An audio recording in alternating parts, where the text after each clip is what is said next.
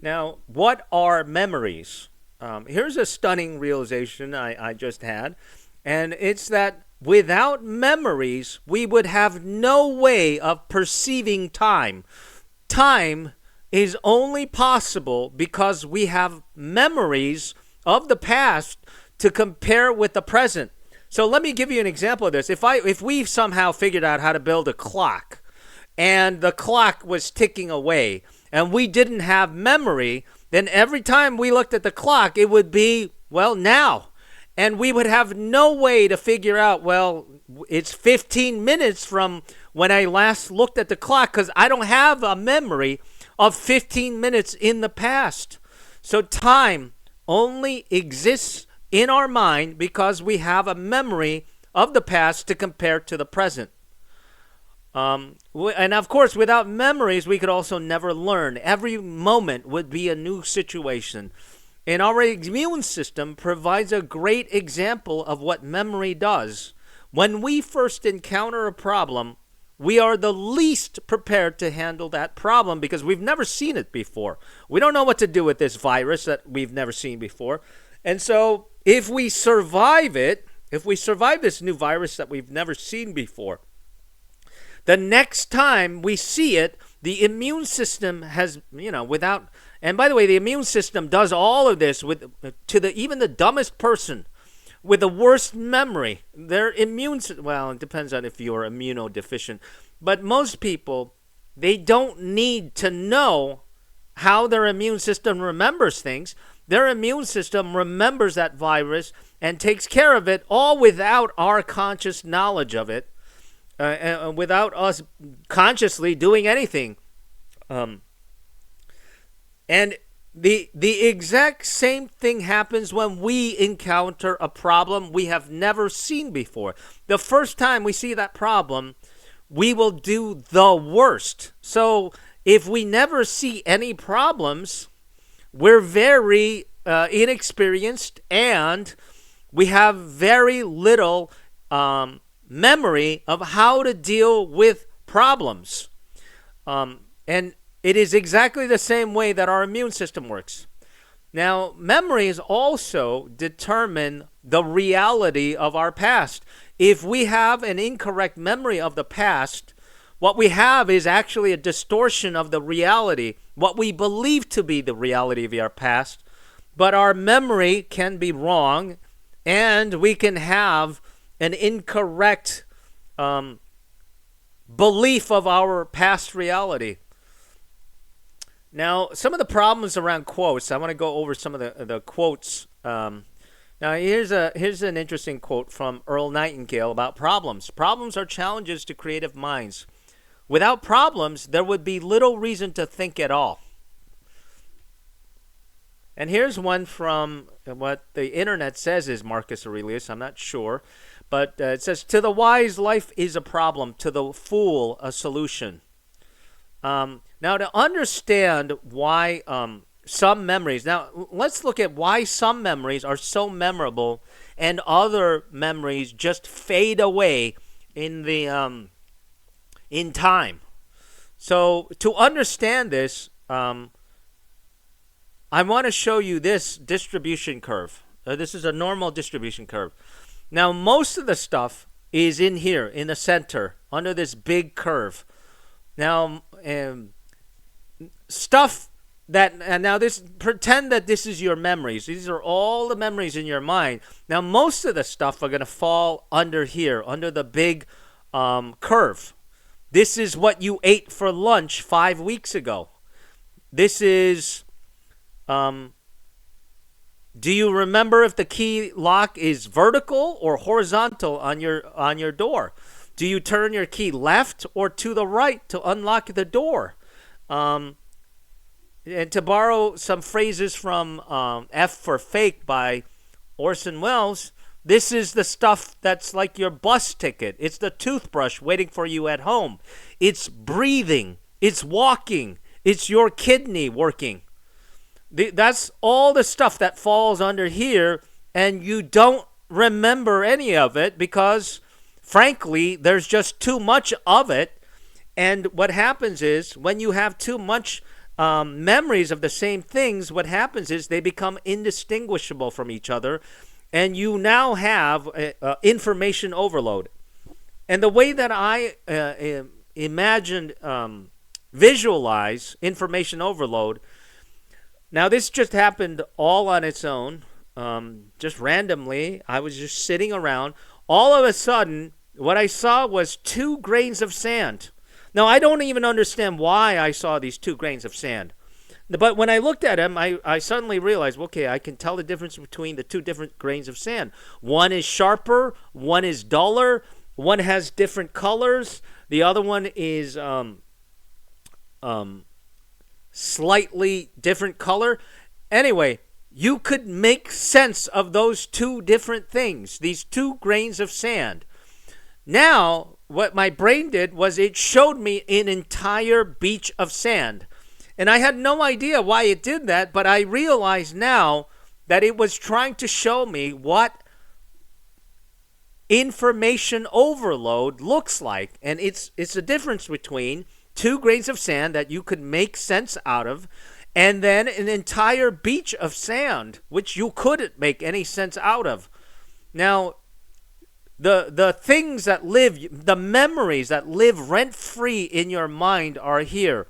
If you know about statistics, this is the Z of 3. Anything beyond the Z of 3 are extraordinarily good or extraordinarily bad memories.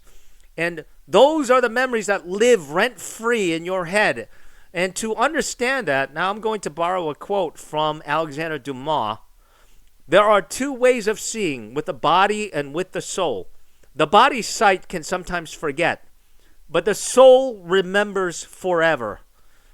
And this stuff, all this stuff under the big curve, is everything that your body's sight sometimes forgets.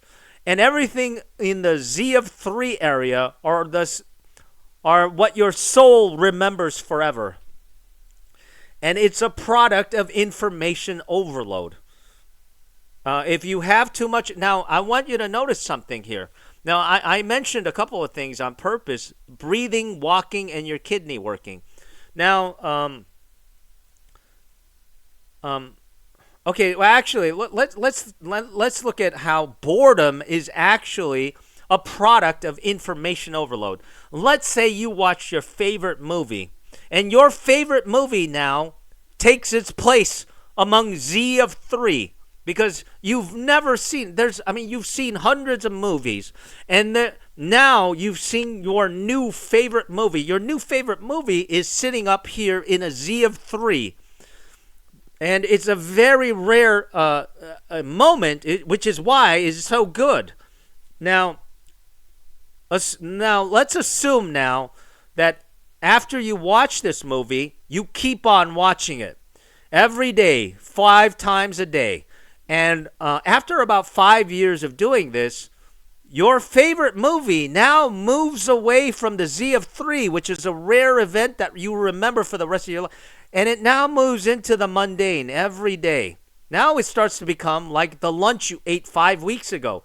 All of the memory becomes blurred in a beach of sand. It becomes lost like just any other grain of sand under the large curve. Yeah, and it becomes indistinguishable from what you ate lunch 5 weeks ago. And it starts to lose its novelty and enjoyment. And now, the guy that understood this is Mark Twain. Let's read his quote. "Happiness ain't a thing in itself. It's only a contrast with something that ain't pleasant. That's all it is. There ain't a thing you can mention that is happiness in its own self. It's only so by contrast with the other thing. And so as soon as the novelty is over and the force of the contrast is dulled, it ain't happiness any longer, and you have to get something fresh." Now, Mark Twain, I believe, actually ripped this off from Alexander Dumas. Alexander Dumas lived before Mark Twain, and here is his quote. "There is neither happiness nor misery in the world, There is only the comparison of one state with another, nothing more. He who has felt the deepest grief is best able to experience supreme happiness. We must have felt what it is to die that we may appreciate the enjoyments of living. Now, notice that he's comparing two states, and Mark Twain introduces two states and time. Now, let's assume that the two states is out here. If you keep creating memories of that, it starts to fall under the big curve. And what I call this is either the anhedonia or psychopathy through repetition. Now, let me give you an example of psychopathy through repetition. Now, assume that you've never seen an operation before, and you've never seen a scalpel cut through human flesh and rip open until you see bloody inside, the bloody innards of a human being. Now, that would be a Z of 3 in the negative sense. It would be a horrifically memorable moment for you if you've never seen that. But let's assume that every day you kept seeing this like 3 times a day. Well, eventually, this memory stops being a Z of 3 and starts moving here under the big curve within the Z of 1. The Z of 1. And it becomes like anything else that you normally do. It's just like brushing your tooth. It no longer becomes a horrifying memory anymore because you've been exposed to it so much. Now, the same thing I've already described to you what happens when you enjoy the same movie over and over until it becomes non-special. But now, I want you to also consider a quote from Stalin. Stalin once said, or I believe he said, that one death is a tragedy, a million is a statistic. And that is exactly what information overload is. Now, one death, you could reasonably, logically process that as a negative Z of 3 memory that remains, it lives rent-free in your mind.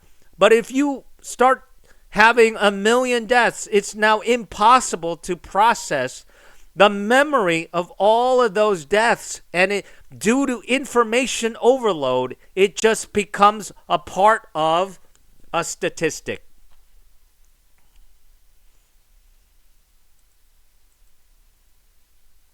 Now, I want to go back and revisit 3 of the topics here: breathing, walking, and kidney. Now, these things normally fall under the large distribution curve.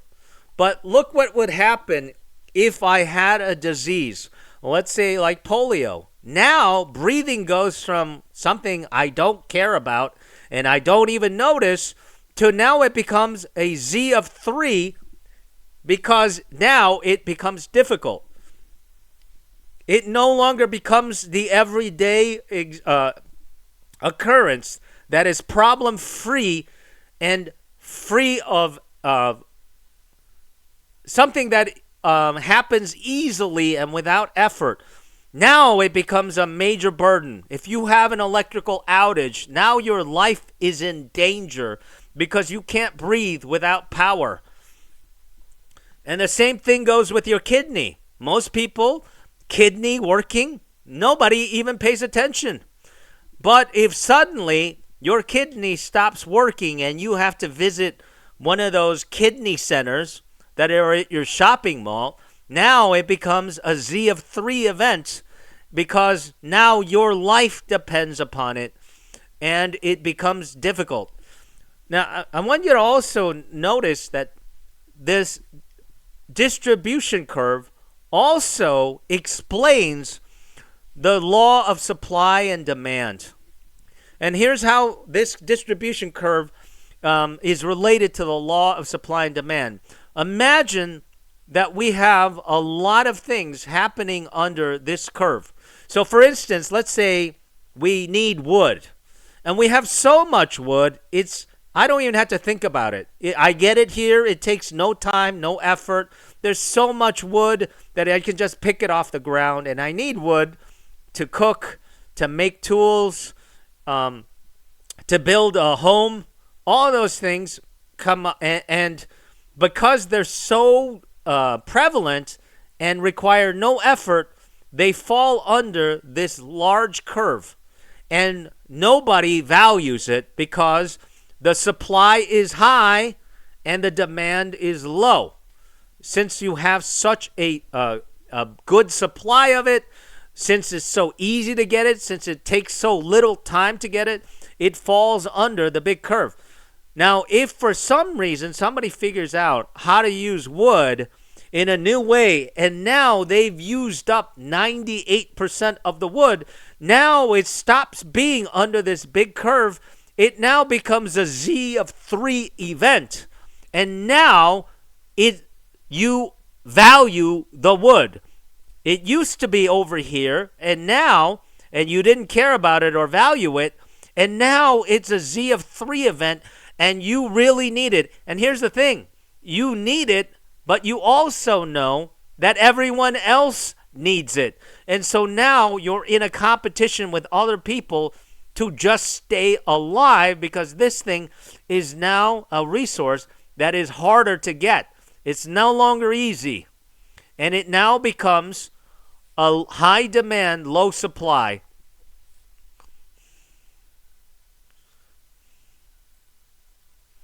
And the same thing happens with, everything that we take for granted. Everything that we take for granted lies under this big curve. But in a different space and different time, it could easily be a Z of 3 event. And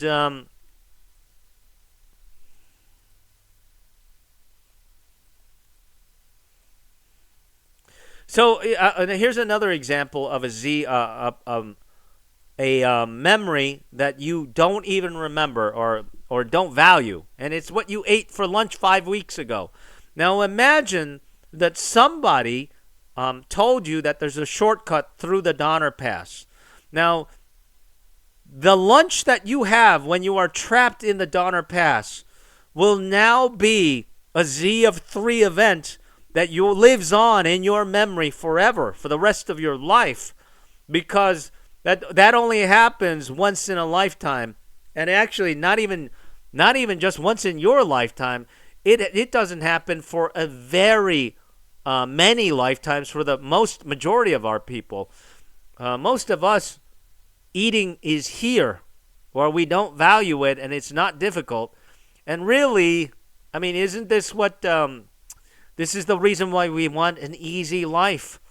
We want the easy life because we want things to be under here, but like everything else in life, the easy life has a consequence, and it's that we no longer value it, and it stops being special.